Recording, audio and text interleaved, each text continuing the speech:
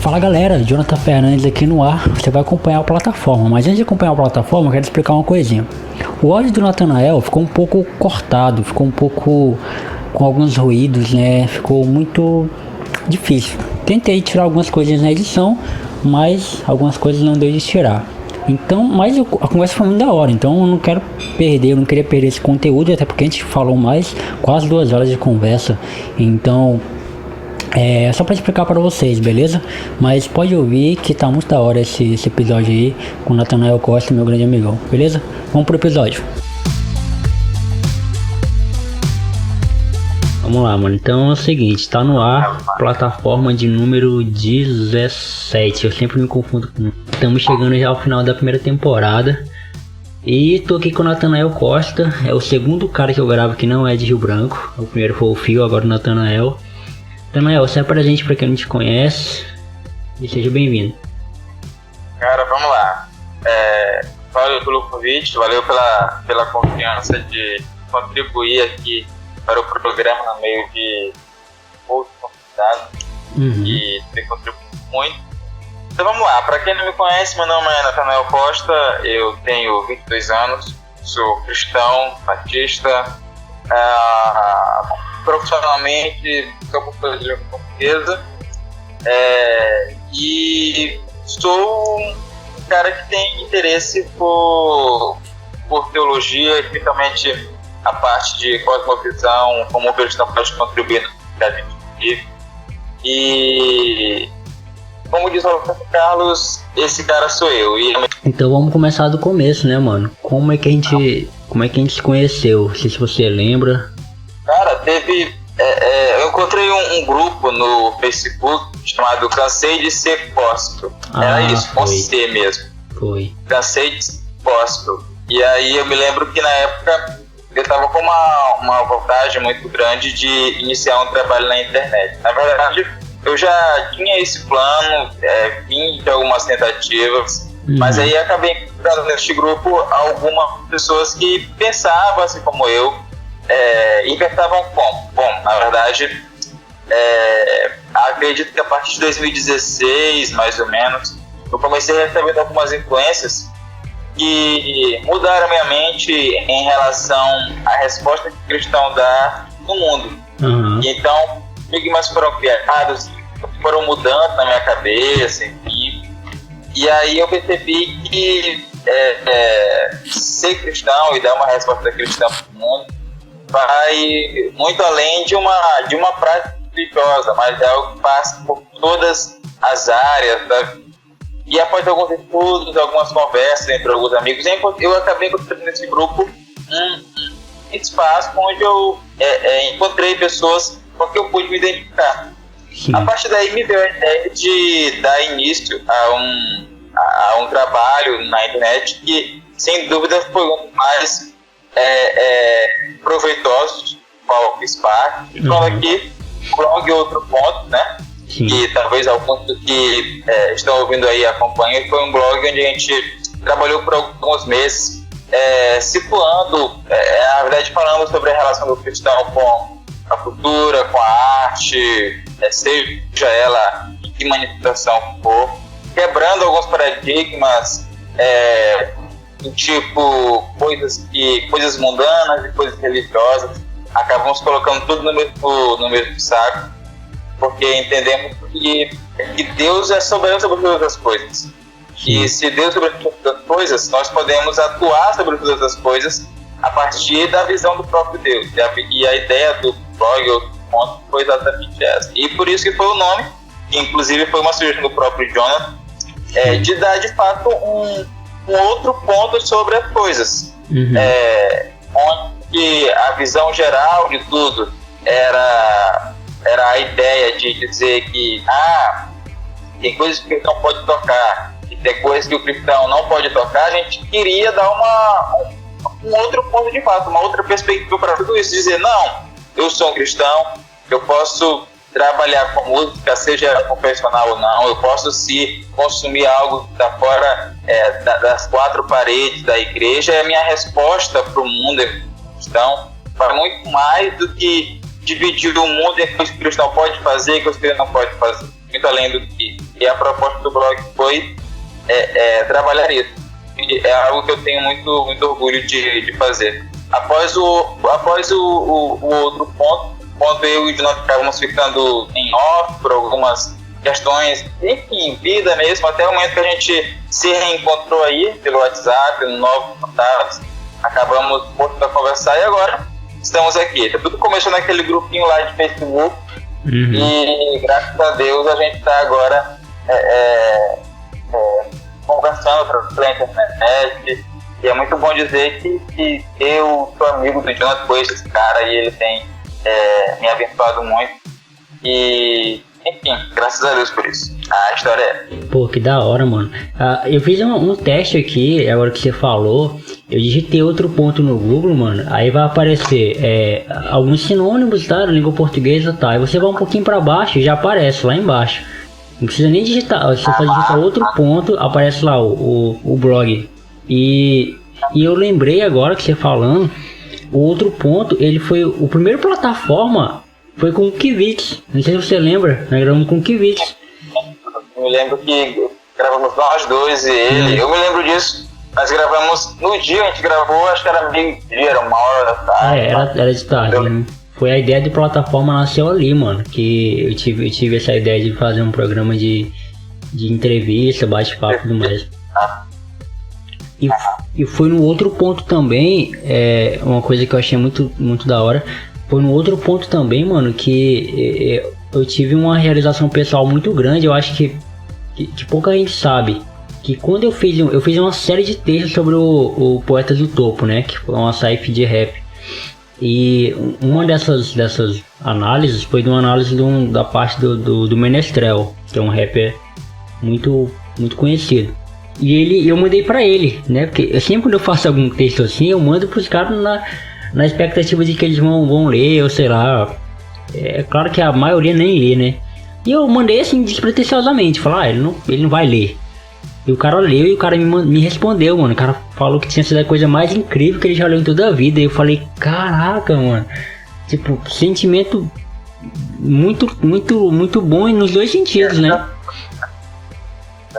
Eu me lembro que eu colocasse no nosso grupo e tal, eu lembro disso, foi muito legal. E naquele período do outro ponto, as pessoas podem olhar o texto, aconteceu muita coisa que a gente utilizou como reflexão. Por exemplo, a gente trabalhou no período do outro ponto, foi quando deu aquela polêmica, por exemplo, daquela exposição artística que foi enganada pelo Sandé. Então, eu peguei um texto colocando a posição nossa enquanto isso.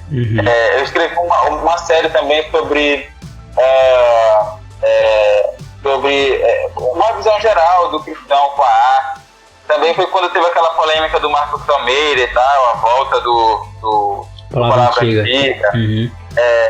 E aí eu me lembro que eu escrevi um texto onde eu peguei esse fato e associei com uma outra polêmica, que foi o surgimento das primeiras denúncias contra o Kevin Spacey, daquela questão de assédio sexual lá no bastidores da série. Sim. E aí eu peguei os dois fatos e levei em consideração toda a surpresa e burburinho que estavam tendo, e usei aquilo como reflexão para a expectativa sobre as pessoas, né? Que a gente tem expectativas muito altas e acaba gerando uma frustração, enfim, aí reflete sobre isso. Enfim, muitas coisas aconteceram em 2017. Então vamos lá, Natanael, você nasceu onde? Você nasceu em São Luís mesmo? Como é que foi a sua infância? Eu tenho 22 anos e esses 22 anos foram nascidos aqui em São Luís. Eu nasci aqui em São Luís. Meus pais são maranhenses, mas não nasceram em São Luís.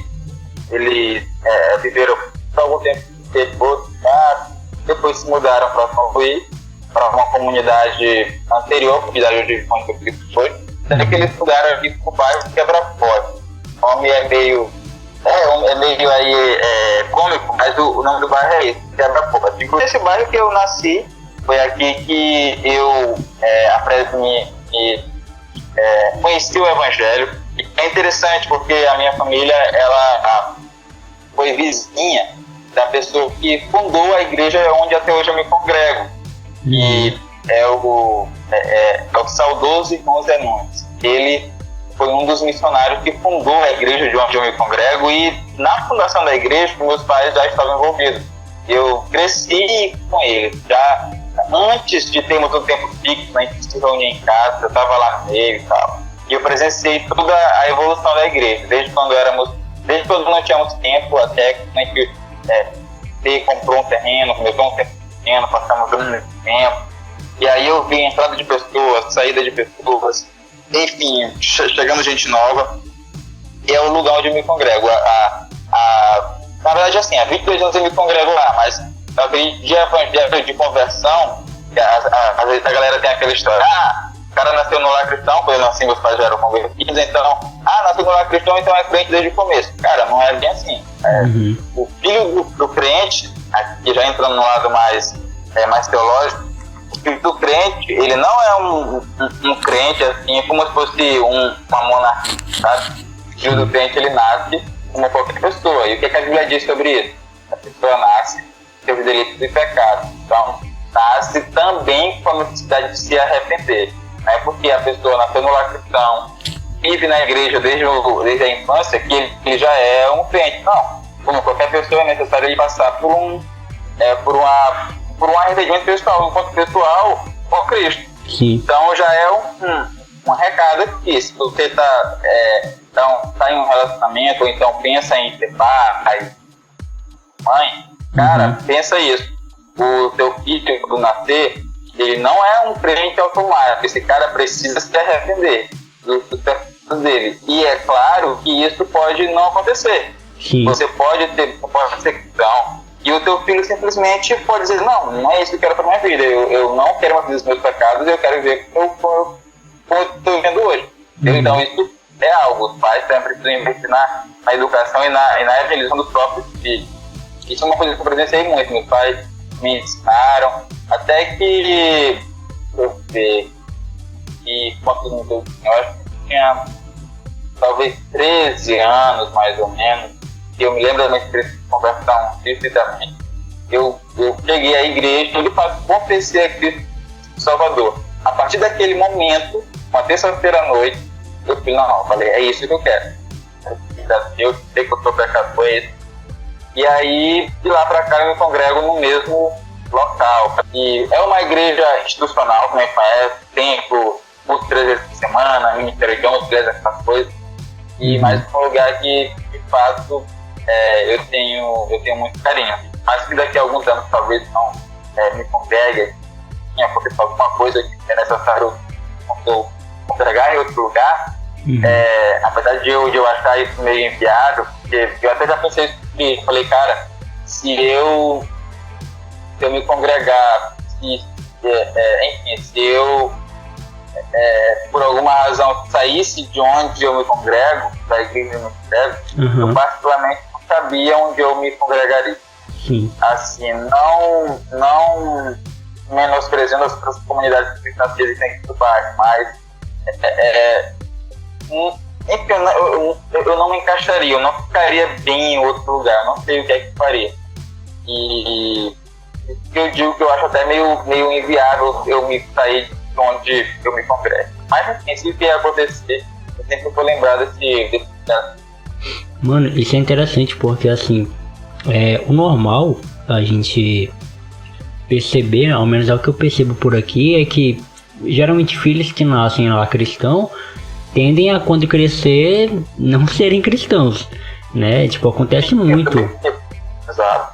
Acontece muito em várias situações, em várias famílias, que eu acho que é por isso que você falou, né? O pai meio que se acomoda, todo mundo aqui é crente, o menino tá vendo que a gente é crente, a gente tá levando ele pra igreja todo domingo, então não vamos ensinar nada pra ele, não vamos incentivá-lo. Ele já tá sabendo que é todo mundo é crente, então ele vai ser também, e às vezes não é assim, né, mano? Às vezes não é assim. Outro problema que acontece também é quando a família acaba terceirizando a tarefa de ensinar, de evangelizar para a igreja, hein? Você tem uma família cristã e aí eles têm um filho. E aí eles colocam aquele filho na igreja, ele vai para a EBD, para a escola bíblica, ele é ensinado e tal. Aí a galera pensa assim, os pais pensam assim, então não fala nada não, vamos deixar que a EBD, que o EBD, que o pastor, o plano de tal, cuide. Quando não, a tarefa de ensinar ela é exclusiva e primária dos pais. Os pais têm que utilizar, têm que sentar, têm que conversar e tal. E você tem que fazer isso tendo a ciência de que, como qualquer pessoa, o seu filho pode não se converter. O seu filho, desde que você pregue, que você fala, pode não acontecer. E é claro, se o seu filho não se converteu ao evangelho, você não vai deixar de amá-lo por causa disso. Mas é importante ter essa noção. Filhos de crente não são crentes automáticos. Assim, qualquer pessoa, eles precisam se arrepender dos pecados deles. Não verem que estão a solução para eles. E a gente sabe, isso acontece por meio da pregação do evangelho. A fé vem pelo ouvir, e o ouvir da palavra que Deus faz. Eles têm o dever de ensinar os seus filhos no evangelho até o momento que eles têm um encontro real com Cristo. E mesmo sabendo que isso pode não acontecer, e mesmo não acontecendo, eu vou continuar amando, eu vou continuar ensinando essa pessoa. Mano, isso é da hora, porque eu lembrei de eu não sei se você tá acompanhando, mas eu tô fazendo uma série de textos no meu blog sobre o livro de Filipenses. Inclusive vai virar até e-book futuramente. E eu passei por aquela parte em Filipenses 1, versículo 12 ao 19, que Paulo fala aos Filipenses que ele estava preso, e as pessoas têm pregado o evangelho muitas vezes de formas egoístas, né? Para querer se amostrar e tal, mas ele falou que para ele não importa. O importante é que o evangelho está sendo pregado, né? Não importa o motivo pelo qual a pessoa está pregando, mas o importante é que o evangelho está sendo pregado. Eu lembro da minha conversa, porque assim, eu nasci em um lar que a minha mãe era mãe solteira, né? Me teve e meu pai saiu fora, me abandonou antes de eu completar 2 anos. E então eu nasci já com a figura de um padrasto dentro de casa, que foi meu pai e é meu pai até hoje. Então o lar já está meio desequilibrado espiritualmente, digamos assim. Só que eu tive uma educação em casa, eu não tive educação religiosa em casa. Eu acredito que se eu tiver, aí eu já falo de mim especificamente, eu não estou dizendo que isso é uma regra, mas eu já acho que no meu caso seria prejudicial se eu tivesse, mas eu não tive educação religiosa em casa. Entretanto, eu tive liberdade em casa. Que tipo de liberdade? Meu filho, você vai para a igreja se você quiser, mas se você não quiser ir, não vai. Porque eu cresci vendo minha família indo para Testemunho de Jeová, Igreja Católica. Minha família foi para tanto tipo de religião, mano, que eu fico até meio perdido às vezes. Mas a minha mãe sempre deixou claro, você vai se você quiser. Se você não se sente bem, não vai. E chegou um tempo na minha família que eles eram assembleianos e eu era mais neopentecostal, sabe? Eu era mais quadrangular, digamos assim. Eu era mais dessa vertente. E ficou meio que esse embate. Mas assim, minha mãe nunca me impôs nada, dizendo, você vem pra minha igreja porque aqui que é o melhor e tal. E eu lembro que quando eu comecei a ir pra igreja, muito novo ainda, eu fui por um motivo que não é o melhor motivo pra ir pra igreja. Eu fui pra namorar. Eu fui por causa de uma menininha que tinha na igreja, sabe? E por causa dessa menininha, eu até hoje sou cristão, digamos assim. Óbvio que foi por causa de Deus, foi a graça que me sustentou e me sustenta até hoje. Mas a minha introdução à fé foi por causa desse motivo, sabe? Então às vezes a gente fica muito naquela questão de... não, você não pode fazer isso porque dessa maneira tá errado. Então, às vezes não, mano. Às vezes a sua introdução ao evangelho vai ser uma introdução pífia, sabe? Vamos pegar um exemplo bíblico de uma introdução ao evangelho. Zaqueu, por exemplo. Zaqueu entrou no evangelho subindo uma figueira, sabe? Você acha que isso é uma maneira convencional de entrar no evangelho? Não é, mas foi a maneira que de Zaqueu de entrar no evangelho. Então, muitas vezes a gente... por sermos muito nariz em pé, a gente acha que existe um padrãozinho de se entrar no evangelho. E às vezes não, mano. Às vezes você vai entrar no evangelho por causa de que você quer pegar o menino da igreja. Às vezes você vai entrar no evangelho porque você odeia tanto as outras religiões, ou odeia tanto outras igrejas, e você quer provar que aquela igreja é melhor, você vai entrar. Então, às vezes os motivos não são os melhores, mas Deus ele vai usar aquilo ali para que você o conheça, né? Cara, é perfeito. Eu acredito em uma coisa que, vezes eu conversa muito, é que Deus ele pode sim se apresentar de maneira diferente para cada pessoa, para cada caso. Uhum. Né? Então, a minha história de conversão pode ser diferente, mais diferente da tua, que é diferente de uma outra pessoa, que é diferente de outra pessoa. Então, as pessoas elas têm experiências diferentes. Sim. Coisas até mesmo pífias, coisas até mesmo ordinárias, acabam que depois você vê como algo que, cara, aquilo faz sentido. E eu posso ver que Deus utilizou aquela situação para que hoje eu possa me arrepender dos meus pecados, eu possa ter um certo crescimento. Uhum. Então, Deus ele pode utilizar situações, como isso acontece, de maneiras diferentes. Você tem testemunhos dos mais variados possíveis. Todos eles diferentes, mas que levam a um caminho comum, que é a conversão de pecado, que é um certo aprendizado. Enfim, Deus tem os seus próprios meios para trabalhar, para agir em cada indivíduo. E Ele é Deus, Ele é soberano, Ele faz como quer. E é como Paulo diz, né? Quem somos nós para chegar a Deus e dizer o que é certo e o que é errado? Ele faz da maneira como provém a Ele. Agora vamos... Tá, a gente já contou um pouquinho de como foi a sua infância, pá. E como é que foi o período de ensino médio, Natanael, aí? Porque a gente... É diferente, né? Aí de São Luís para Rio Branco. Explica como é que foi esse seu período de ensino médio. Vamos lá. E, inclusive, cara, essa integração, assim, geográfica é bem legal. Eu acho um ponto positivo, assim, porque se você for na internet, trabalho, internet, você vai olhar... A galera do Nordeste só tem gente do Nordeste ali. A galera do Sul só tem gente do Sul aqui. No outro ponto não. Tinha eu aqui do Maranhão, a Brenda da Bahia, o Jonathan do Acre. Então essa mesclagem geográfica é muito, muito boa. E essa é uma diferença.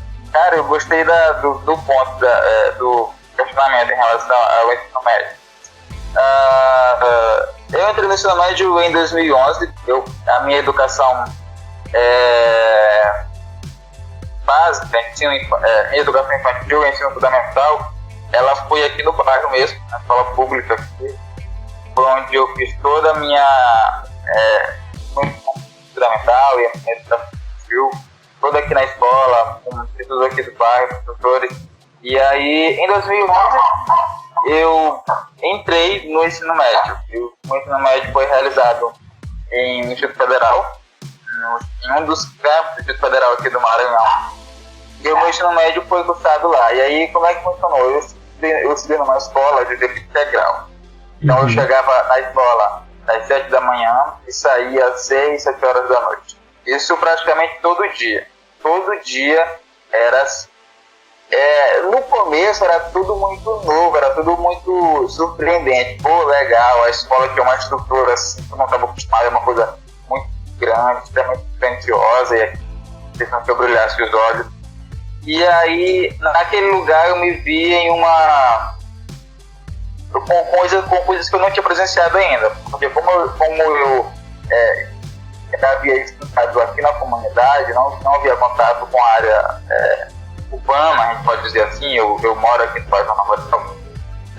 Então eu não tinha visto algumas coisas. Todo mundo aqui se conhecia, todo mundo aqui era próximo. E lá não, lá era pessoas de diferentes bairros que estavam todo mundo unido e às vezes era uma grande bagunça. E ali eu comecei a conhecer um lado da vida, talvez um lado até sujo, que eu não conhecia antes. Uhum. Isso me dificultou um pouquinho a minha entrada, digamos, num lado mais adulto da vida. Então, beleza, eu fui surpreendendo, me chocando algumas vezes. Demorei um pouquinho para me identificar ali naquele lugar. E enfim, mesmo com esses desafios, eu fui indo. Até que hoje eu falo isso e... enfim, falo como uma experiência que eu tive na época. Eu fui vivendo, eu fui lá no meu ensino médio, primeiro, segundo ano. Tudo era tranquilo, até o ponto que eu comecei a ficar extremamente cansado. Porque o que acontecia? Eu falei que era escola de integral. Então, era das 6 da manhã, 7 da manhã, até 7 horas da noite. Então você pensa que tinha aula de manhã, almoço, intervalo à tarde, e almoço, intervalo, depois aula o resto da tarde.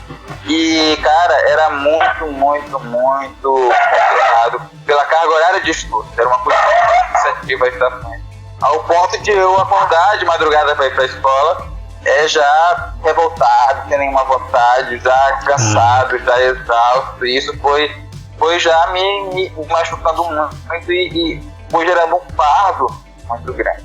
Então, boa parte do meu ensino médio, eu posso dizer que foi um período bem cansativo mesmo, assim. Foi de ir para a escola sem vontade nenhuma, foi de ir para a escola já pensando na hora de voltar, por causa da rotina, por causa do passado, e além tinha transporte, tinha um monte de coisa. Foi uma coisa extremamente ruim. Até que chegou no terceiro ano, eu falei, pronto, agora eu vou sair daqui, agora acabou. E aí, de fato, acabou. Então eu tenho um lado meio traumático do meu ensino médio em relação a cansaço mesmo, a estrutura. E é algo que eu vejo que é muito comum entre jovens, entre pessoas que estão nessa fase da vida. Tanto que depois, no ensino superior, eu cursei uma licenciatura, eu sou formado em letras, língua portuguesa. Eu me lembro que lá na faculdade, uma vez a gente teve uma discussão sobre escola em tempo integral, se era saudável, se não era, até que ponto era proveitoso. Eu me lembro que eu, junto com um colega, a gente remou contra a maré. Todo mundo elogiando a educação em tempo integral, bacana o cara passar o dia todo na escola, enfim. E aí eu falava junto com ele assim, cara, talvez isso não seja tão bom assim. Eu falo isso porque eu estudei lá. O que acontece? A pessoa passa o dia todo lá naquela escola, com a pressão. A pessoa acaba tendo uma perda. Por quê? Porque ela não tem contato com a família. E eu falo isso porque foi uma coisa que eu presenciei. Eu não via muito meus pais e meus pais também não me viam muito. Eu saía de madrugada, estava todo mundo dormindo. Chegava 9, 8, 10 horas da noite, estava todo mundo dormindo.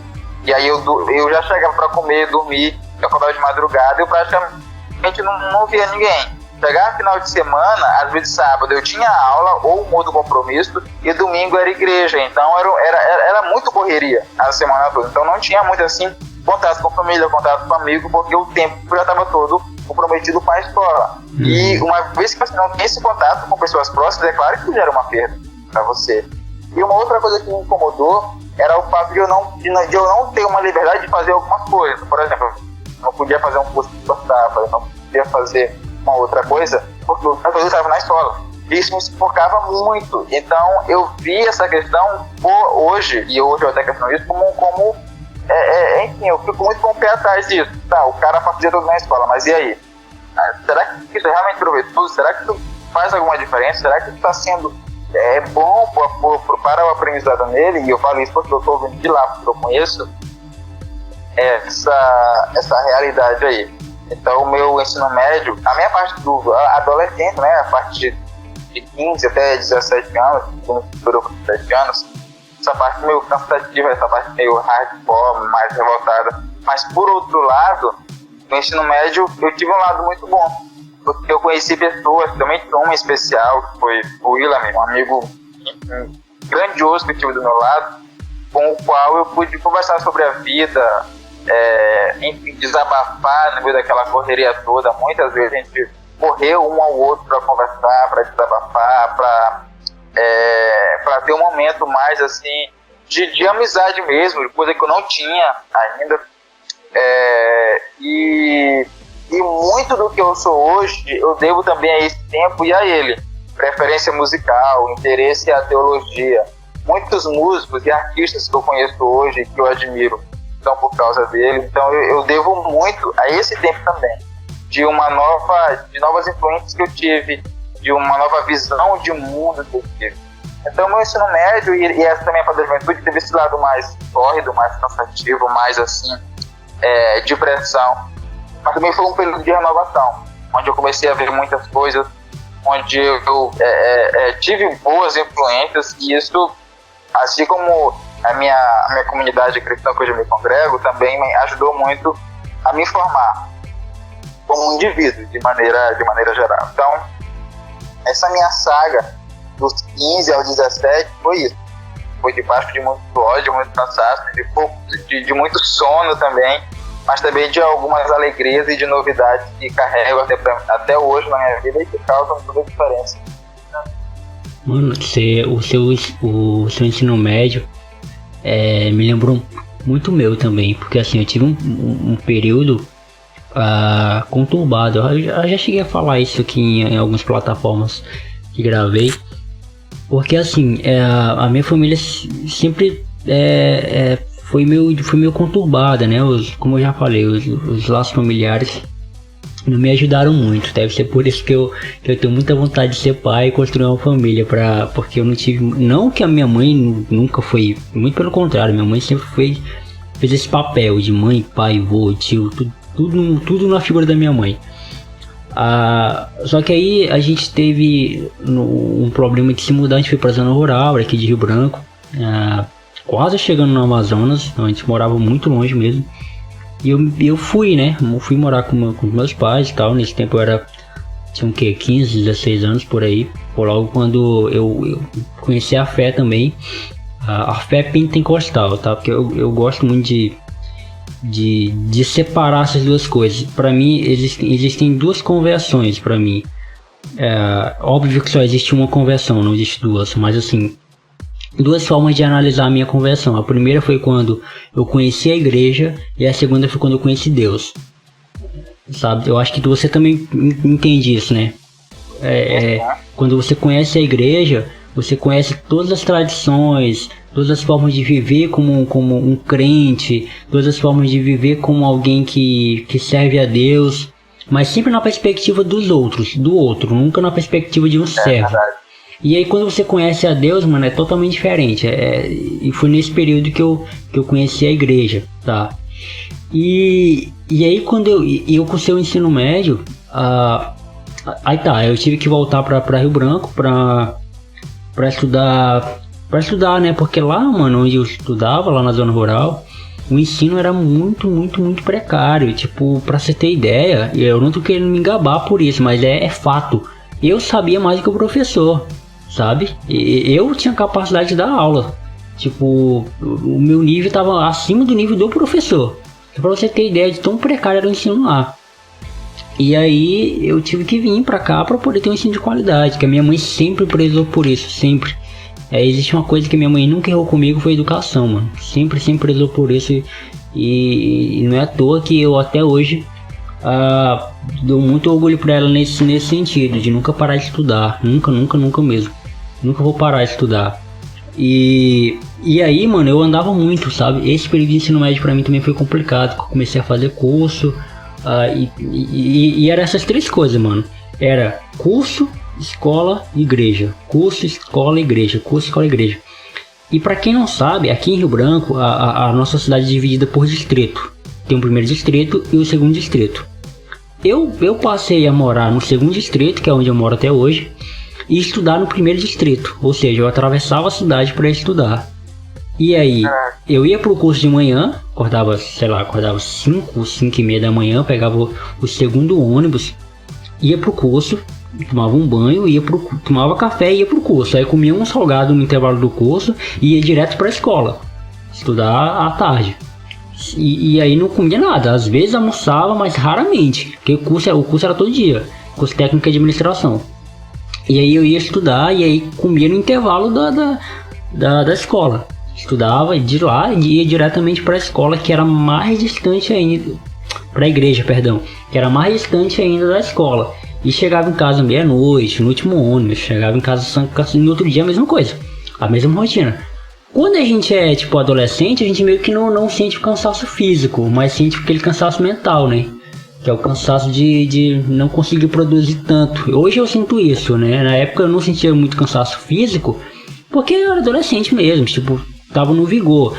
Mas o cansaço mental, tipo, não conseguir desenvolver assim, era muito complicado. Então, esse período de ensino médio pra mim, mano, ele traz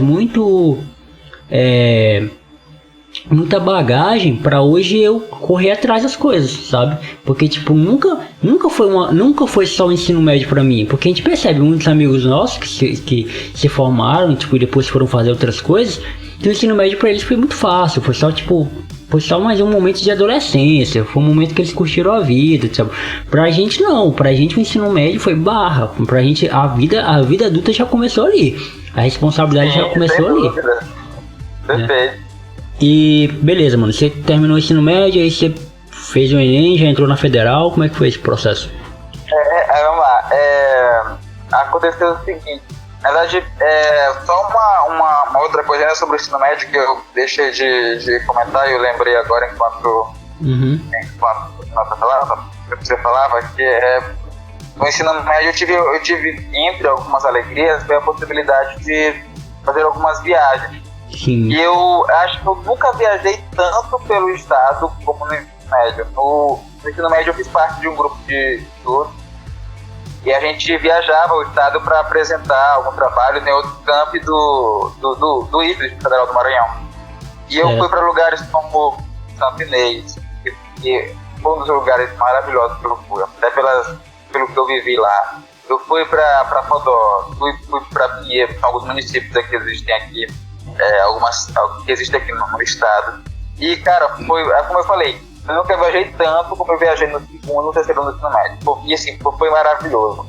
Entrar dentro do ônibus, entrar com a galera e fazer o que eu gosto de fazer até hoje, que é você estudar e apresentar algo, hein? Contribuiu muito pra mim, tanto profissionalmente como indivíduo, porque viajar é uma experiência muito, muito boa. E desde o ensino médio é uma coisa que eu não, faz muito tempo que eu não faço, viajar e tal. Ano passado eu viajei, no final do ano passado eu vi os meus pais, meus avós, perdão, vi meus avós, vi alguns primos que eu não via há um tempo, e foi uma experiência bem legal, porque foi incrível como eu cheguei lá e as coisas continuavam iguais, como na minha infância. Quando eu tinha uns 10 anos, eu visitei. Mas depois disso, nunca mais. Eu cheguei lá, reconheci as ruas, conheci as casas. Foi muito, muito legal. Mas agora, respondendo a tua pergunta, aí a outra parte da minha vida, né? A parte de agora do ensino superior. Então, vamos lá. Na verdade,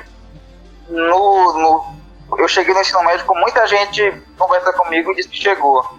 E chegou sem a mínima noção de futuro, sem saber o que vai fazer. Uhum. E eu cheguei lá e falei, cara, beleza, eu tô aqui e o que eu quero ser quando eu crescer? Essa pergunta eu não sabia responder no começo do meu ensino médio. Não tinha a menor noção de nada. Mas eu estudei e tal. Primeiro ano não sabia o que queria fazer, estudava e tal. Segundo ano eu comecei a nutrir um sonho. Não, agora eu quero cursar Direito. Eu fazer o vestibular, o Enem, e vou fazer Direito. Beleza. Só que o tempo foi passando e aí o meu leque de oportunidades, possibilidades profissionais aumentou, porque a minha área de interesse aumentou. Foi quando eu comecei a me interessar muito por ciências humanas e sociais. Eu sou um cara de humanas, então já no ensino médio, matérias como filosofia, história, ocupavam muito do meu tempo, muito do meu interesse. Inclusive até eu me dedicava mais a essas matérias do que a outras, tal, que eu estudava lá na escola. Sim. Então eu falei, bom, já que eu gosto disso, qualquer curso nessa área pra mim está valendo. Então pode ter Direito, pode ter Ciências Sociais, pode ter Filosofia, está valendo.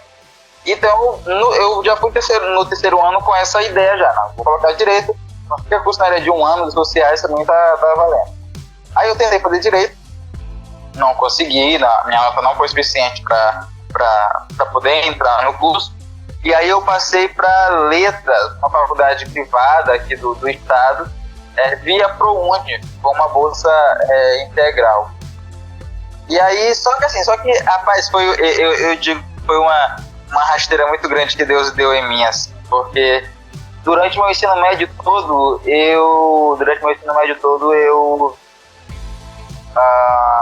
eu zoava muito a carreira de professor. Eu falava, professor é uma coisa que eu não quero ser, eu não quero cursar uma licenciatura. Caramba. E aí eu falava aquilo que hoje muita gente fala e que não deixa de ser uma realidade. Ganha pouco, não tem reconhecimento, não sei o que, então eu não quero isso pra minha vida. E o curso que eu passei foi exatamente uma licenciatura. E aí fiquei, cara, eu não acredito que eu passei a minha vida toda, nos meus 3 anos, relaxando a tarefa de professor, e eu passei por esse curso, né? É brincadeira. E aí eu com aquele pensamento, eu vou cursar ou não vou. E aí alguns amigos meus conversaram comigo e falaram, cara, cursa, porque veja, tu não vai pagar nada, tem uma bolsa integral, tu vai começar o curso, vai terminar o curso, tu vai pagar uma mensalidade, é uma vantagem. Segundo, é um custo de língua portuguesa, então tu vai ter uma bagagem legal para leitura, para entendimento. Se tu quiser fazer um outro curso depois, você vai ter uma bagagem show de bola. E aí eu falei pra você, cara, então é isso. E eu confesso que o que me levou a cursar letras também foi a pressa. Porque assim, eu poderia muito bem, eu passei com 17 anos, vou começar a 17 anos. Eu pensei, eu poderia ter pensado assim, eu tenho 17, eu não vou entrar agora, vou passar um ano estudando pro Enem, para aquilo que eu quero fazer, vou entrar em um cursinho, continuar os estudos, depois eu faço, quem sabe eu entro. Mas aí eu fui na pressa mesmo, falei, não, quer saber? Eu terminei meu ensino médio, agora eu vou entrar numa faculdade, não vou perder um ano da minha vida não, minha vaga tá aqui, então eu vou entrar nesse curso. E aí eu entrei e cursei em 4 anos, letras e língua portuguesa, licenciatura, faculdade privada com uma bolsa integral. Aí o que acontece? Eu comecei a estudar e aí eu tive uma surpresa comigo mesmo, porque eu comecei a gostar do que eu estava estudando. Não necessariamente a parte pedagógica do curso, mas a parte de letras, a parte de linguística, a parte de gramática. Eu comecei a gostar muito disso, especialmente a parte de texto. Então eu comecei a nutrir um amor por isso. E aí eu cursei o curso gostando, até que hoje eu percebi que eu quero continuar os meus estudos nessa área. Pós-graduação com mestrado, eu já percebi que eu quero fazer nessa área, porque eu comecei a gostar muito, a amar muito. Hoje eu ainda tenho vontade de cursar outras graduações, como por exemplo, filosofia e direito ainda me chamam muito a atenção hoje. São áreas que às vezes me fazem, acho que poderia cursar isso. Mas a graduação em letras, ela chama muita atenção. E eu digo que é uma rasteira que Deus deu em mim, no sentido de que, tu passou a tua vida zoando professor, e agora eu vou colocar num curso de licenciatura. E é isso que tu vai fazer, e tu vai gostar disso. E aí, foi o que aconteceu? Algo que eu não queria fazer, a última coisa que eu ia fazer, foi algo que hoje eu gosto de fazer. Mas aí não acaba por aí. Quando eu estava próximo do término do curso, aí eu me lembro disso. Eu acordei, até umas 6 horas da manhã, umas 7 horas da manhã. E aí eu peguei um celularzinho, que era um outro celular. E aí eu sei que eu entrei no site de um jornal, aí estava escrito lá, Prefeitura de São Luís lança edital para professores da rede municipal. E tinha lá algumas vagas para professor de língua portuguesa. Falei, cara, eu não acredito nisso. A prefeitura de onde eu moro lançou um edital com concurso público para a minha matéria. Aí eu conversei com os meus pais, não, eu vou fazer. E aí eu fiz. E aí eu passei. Caramba. E aí eu passei ainda na minha graduação. Então na minha graduação eu passei para ser, no concurso, para ser professor de língua portuguesa. E aí foi que veio a reflexão, passou um filme na cabeça, cara, eu não acredito que eu vou ser. Eu não acredito que eu vou ser professor mesmo. Algumas pessoas olharam pra mim e pensaram, cara, tu pode ser professor, dá pra ser professor e tal. Mas, cara, a última coisa que eu quero é isso. E aí foi o que acabou me tornando. Eu passei no concurso, acho que eu tinha 19 anos, eu acho. Mas, assim, eu passei no concurso e demorou cerca de, talvez, 1 ano e meio, não lembro, pra eu ser chamado. Eu sei que eu comecei a trabalhar ano passado, em agosto do ano passado, já completei um ano, inclusive. E aí é que vem aquele plot twist que eu falei. Vocês lembram que lembra que eu falei que eu cursei o meu fundamental, educação básica, na escola aqui do bairro. Uhum. E é exatamente a escola onde eu trabalho hoje. A escola onde eu cursei o meu fundamental é a escola onde eu dou aula. E, inclusive, professores que me deram aula hoje são meus colegas de profissão. Professores que eu fui aluno hoje são meus colegas de profissão. E explicar isso é uma coisa assim, muito doida, sabe? Tanto para pessoas que estão do meu lado, assim, vejo, cara, como é que é isso? Fez a tua graduação e tal, e hoje tu trabalha na escola que você estudou, na tua comunidade, no teu bairro. Pode ser exemplo para pessoas, enfim. Os teus colegas de profissão são os professores que te deram aula e tal. A galera acha isso muito louco, eu também acho isso muito louco. E era a última coisa que eu imagino na minha vida, cara. Eu não imagino que a minha vida ia dar volta toda. E que eu vejo como um plano divino mesmo. Com certeza. Eu acho que, assim, já que a gente tá falando disso, tem uma coisa que eu acho muito da hora pensar e que eu vejo pouca gente pensando. Porque assim, eu me rotulo como teólogo de quinta, né? Ou seja, aquele teólogo que ninguém dá moral. Porque eu gosto de fazer teologia partindo do ser humano. Que é isso, Jonathan? Tu tá dando uma de David Leonardo? Não. Eu não tô dizendo que o ser humano é o centro. Mas eu tô falando, eu gosto de fazer teologia partindo do ponto de que só tem como você pensar sobre Deus se você pensar sobre a vida, o objeto criado. Porque como é que você vai pensar sobre Deus excluindo a sua vida, ou excluindo a vida que ele criou? Não tem como. É uma utopia. É uma utopia. Então a gente tem as escrituras como a nossa base para pensar sobre Deus. E as escrituras falam de vida. Do começo ao fim, no princípio criou Deus todas as coisas, até o amém de Apocalipse. A vida é o sentido de tudo aquilo. Tanto que a morte ela é reprovada biblicamente. O cessar vidas é reprovado biblicamente. Então, e a gente tem a mania de pensar teologia pelo espectro só espiritual das coisas. Tipo, o diabo, tipo, Deus, tipo, sabe? E a gente ignora que nós, como seres humanos, temos dilemas como esse, de reprovar coisas, de abraçar coisas, de desejar coisas.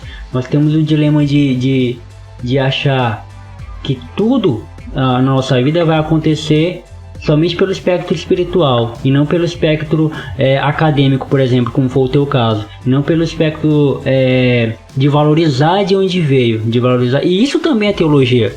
Isso também é pensar como Deus pensaria, pensar de uma ótica cristã. Quando Jesus olha para Pedro e fala: Pedro, vem que eu vou te fazer pescador de homens, ele não está fazendo uma simples metáfora besta, uma simples metáfora para ficar, Pedro era pescador e eu falei que ele ia ser pescador de homens, olha que sacada maneira. Não, Jesus ele está falando com Pedro na linguagem que Pedro conhecia, que era a pescaria. E muitas vezes Deus vai falar assim com a gente também, mano. Ele vai falar, mano, eu tenho um plano de vida para ti. Esse plano de vida ele nunca foi alterado, ele é o mesmo desde quando você nasceu. A questão é que você ainda não entendeu, tá ligado? É por isso que eu falei que eu gosto de pensar teologia falando de vida, se tratando de que nós seres humanos somos um todo, e esse todo ele precisa ser trabalhado diariamente, frequentemente, várias vezes. E a gente ignora muitas vezes e peca, porque eu considero isso como um pecado, quando a gente quer fazer da nossa vida como se fosse nosso mesmo. Tipo, tem muitos cristãos por aí que são autônomos, que dizem que confiam em Deus, que dizem que acreditam em Deus, que dizem que Deus tá acima de tudo na vida deles, mas na prática não é assim. Na prática o cara toma suas próprias decisões, o cara que diz o carro que quer comprar, se vai comprar mesmo, e não consulta Deus para isso. Ou seja, o plano que Deus tem para a vida dele, ele ignora totalmente. Então o plano que Deus tem na vida dele ele vai ser executado de qualquer forma, não tem como, porque Deus é soberano. Então o plano que Deus tem na vida dele vai ser executado ele querendo ou não, mas o cara ignora esse plano de Deus para a vida dele, ele não quer, sabe? É o pecado maior do cristão, né? Da pessoa que se diz crente é esse. É o pecado de querer ser autônomo. Ah, eu sirvo a Deus, mas eu não quero o plano que ele tem pra mim. Eu quero ir contra. Você poderia fazer isso, Natanael. Você poderia, por não querer ser professor, você poderia dizer, que vida chata ser professor, eu não quero isso, e lutar contra isso até hoje. Você poderia estar dando aula, porque você não tem como fugir disso, que isso é um plano de Deus pra você, mas não gostando, não querendo isso. Lembra de Jonas? Quando foi pregar contra a vontade dele, ele pregou, mas ele não queria estar ali. Ele lutou contra isso até o fim. Mas o plano de Deus não tem como falhar, né? E cara, isso que você falou é perfeito e dialoga com muito do que eu creio também. O Jonas Madureira, lá no... acho que na Inteligência Humilhada, ele fala uma coisa que é incrível. Um dos maiores, se não o maior desespero do ser humano é olhar para a própria vida e não encontrar um sentido, sabe? Não encontrar um padrão.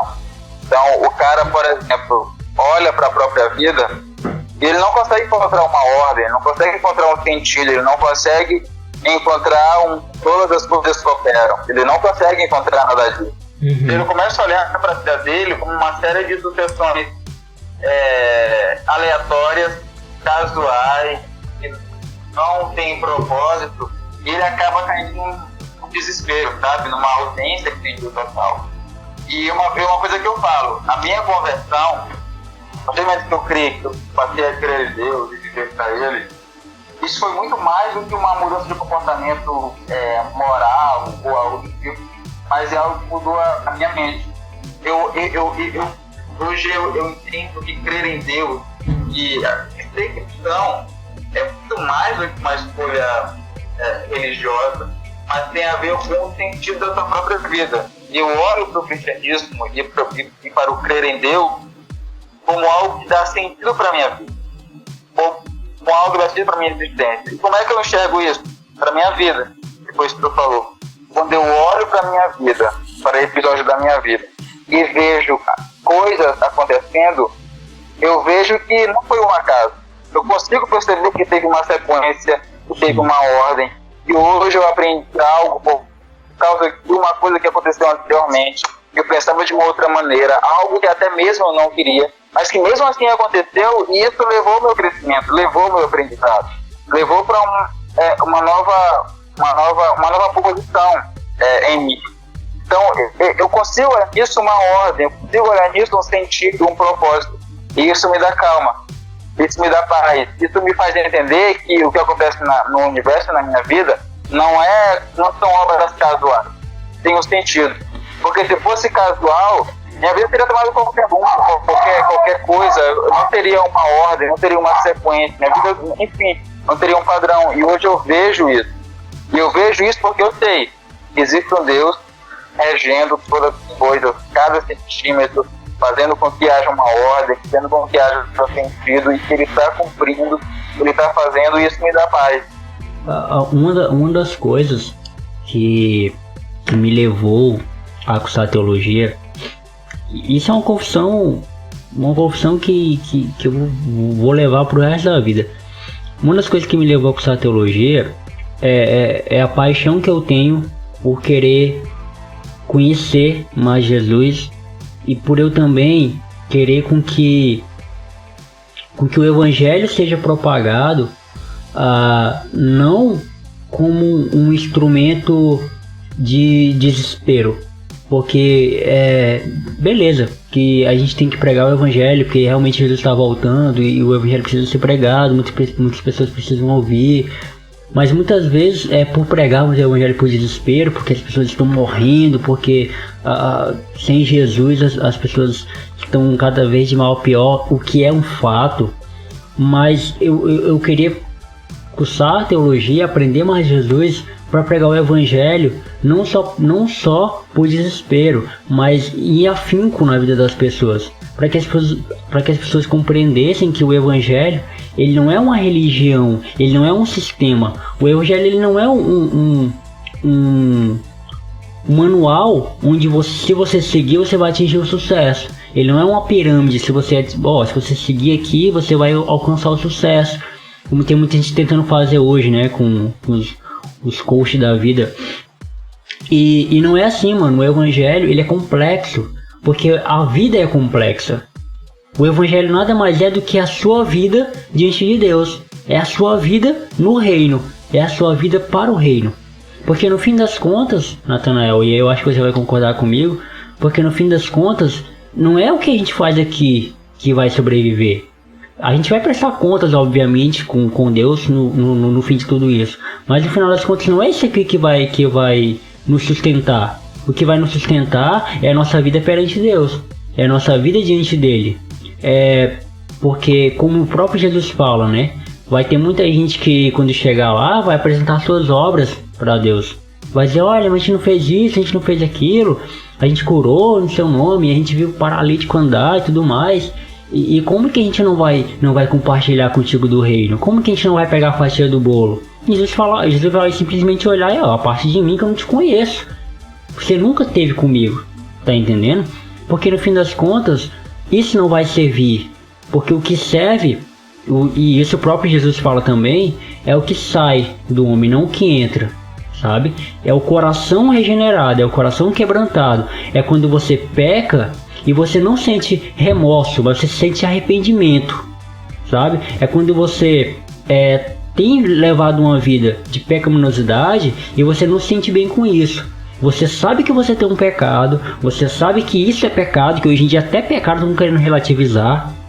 Você sabe que você tem errado, mas você não se conforma com isso. Você é um inconformado com o seu próprio pecado. Por quê? Porque você ama Jesus. Você não é um inconformado com o seu pecado porque você acha isso feio. Porque eu particularmente eu não acho meu pecado feio. Se eu pudesse eu pecaria mais e mais.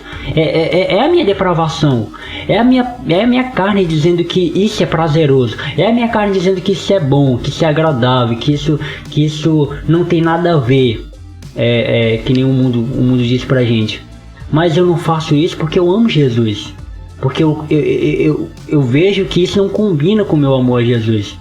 Quando você tá namorando, por exemplo, e você olha pra uma outra menina que não é sua namorada e a deseja, você não se sente culpado porque você acha errado olhar pra menina. Não, você acha legal olhar pra outra menina. Você acha bonita aquela outra menina. Mas você se sente mal porque você ama sua namorada. Você se sente mal porque a sua namorada não merece que você atraia com outra pessoa. E é assim que eu me sinto diante de Deus. Eu não me sinto culpado pelo meu pecado porque eu acho meu pecado feio. Porque eu acho meu pecado ruim, terrível. Não, eu me sinto culpado pelo meu pecado porque isso traz Jesus. E a ideia de trair Jesus na minha cabeça é inconcebível.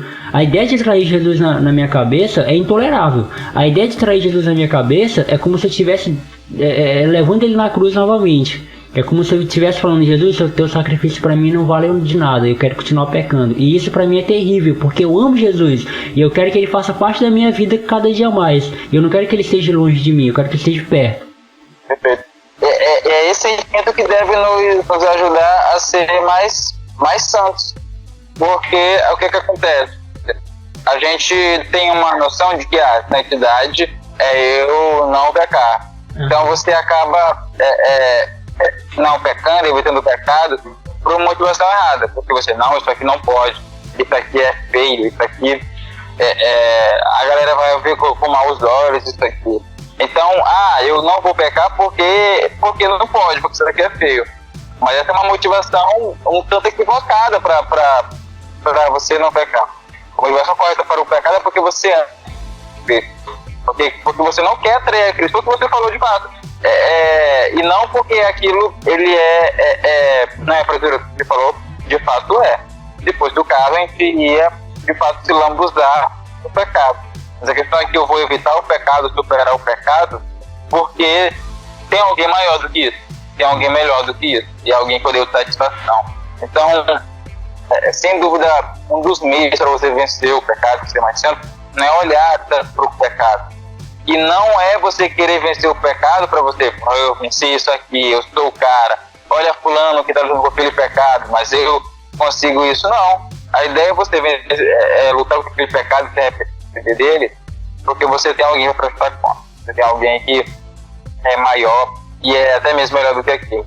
Porque você não quer trair a Cristo, porque você ama a Cristo. Essa deve ser muita motivação para lutarmos contra o pecado. E uma vez no Espírito Santo, e essa mentalidade, sem dúvida, isso vai acontecer. Porque isso é uma promessa que a gente tem na Escritura, Paulo escrevendo. Sobre aqueles que são de Deus, o pecado não terá domínio.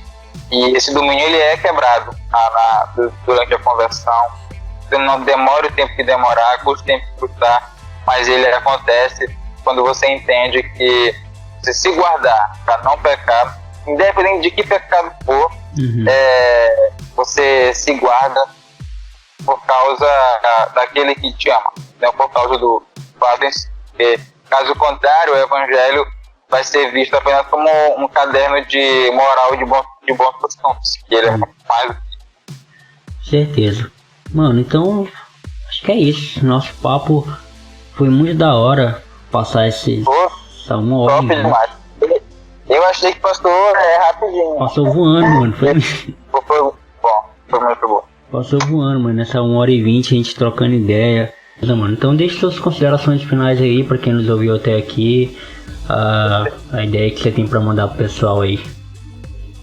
Vamos lá, cara. Primeiramente eu quero agradecer a você que ficou ouvindo aí a gente até agora. Foi muito bom conversar sobre isso. Se você talvez já me ouviu em outros lugares, me conheceu um pouco mais. E, cara, como considerações finais, eu vou apenas reiterar aquilo que eu falei aqui. Se você é cristão, olhe para a sua fé não como um manual de regras para você seguir. Saiba que o cristianismo é muito mais do que isso. O cristianismo tem muito a dizer sobre os seus estudos, sobre as suas finanças, sobre a arte, sobre a vida, sobre a comida, sobre esporte, sobre cultura. Então veja a fé como algo que mude a tua vida em todos os sentidos. A conversão é para mudar a tua vida em todos os sentidos. Se a fé que você tem não faz isso, dá uma olhada na tua fé, revisa os teus conceitos, veja a tua fé como algo que tem a dizer para você sobre todas as áreas, sobre todas as gavetas. É isso que eu tenho. Foi isso que mudou a minha vida, e essa compreensão eu quero que as pessoas tenham. E é isso que vai fazer diferença. E, cara, uma vez que você entende que o Evangelho é suficiente, uma vez que você entende que o Evangelho é suficiente para explicar toda a tua vida, você não vai precisar recorrer a remendo, você não vai precisar recorrer a outras visões de mundo que acabam prejudicando. Você vai encontrar tudo o que você precisa no Evangelho. Sem com isso ser um religioso, ser um fundamentalista negativo da palavra, mas alguém que se satisfaz no Evangelho, que vê o Evangelho muito mais do que um manual de conduta, mas como algo que dê sentido à tua vida, dê um propósito para a tua existência, e você vai ver a vida como de fato vai ver a vida pela ótica de Deus. E eu te convido a entrar nessa jornada. Olha para a tua fé como algo que dá resposta para tudo na tua vida. E é isso que eu tenho a dizer. E se você que está ouvindo aqui não é cristão, não professa a fé, entenda também isso. Entenda que o cristianismo não é uma regra de moral, de bom. Nós cristãos que evangelizamos, a gente não quer que você siga uma regrinha, a gente não quer que você faça parte da nossa igreja. A gente quer que a tua vida seja transformada, a gente quer que você veja as coisas de uma outra maneira. E o Evangelho é capaz de fazer isso, a partir da conversão. Então vamos olhar para o Evangelho como algo que muda a nossa vida por inteiro. Todas as áreas da nossa vida, até aquelas que a gente menos imagina. O Evangelho tem algo para falar com a gente. O Evangelho é capaz de modificar toda a nossa mente e nos fazer enxergar a vida como ela de fato dá sentido e dá propósito e dá esperança, que é uma coisa que todo ser humano precisa. E eu digo isso sem medo de errar. Um lugar onde você vai encontrar esperança fixa, motivação para viver e sentido para a existência, propósito no Evangelho. Pode encontrar outras ofertas aí, mas só o Evangelho vai ser capaz de modificar a sua vida como um todo. E o que eu vou falar aqui talvez seja até polêmico, controverso, mas vou falar de modo que me entendam aqui. Mesmo que após a morte não exista céu, enfim, não exista eternidade, mesmo assim ainda vale muito a pena ser cristão, crer em Deus e encontrar a verdade. E aí sim, uma vez crendo, verá que faz todo sentido viver e olhar como Deus, como eu disse, a única maneira de você encontrar toda a esperança sentido é através da evangelização, da razão. E aí que eu, como considerações, tenho a dizer. Foi muito bom passar por aqui e a minha oração é que essa conversa ajude muitas pessoas e que muita gente por aí. Valeu pela confiança, Jonathan, valeu pela parceria, pela amizade. E tamo junto, cara. Vamos gerar coisas boas aí pra internet. Tamo junto, mano. Eu que agradeço. O papo foi muito gostoso, muito produtivo. Eu vou ouvir esse podcast aqui várias vezes. Pode ter certeza depois de editado. Que foi muito da hora. Muito obrigado, mano. Tamo junto. Até a próxima.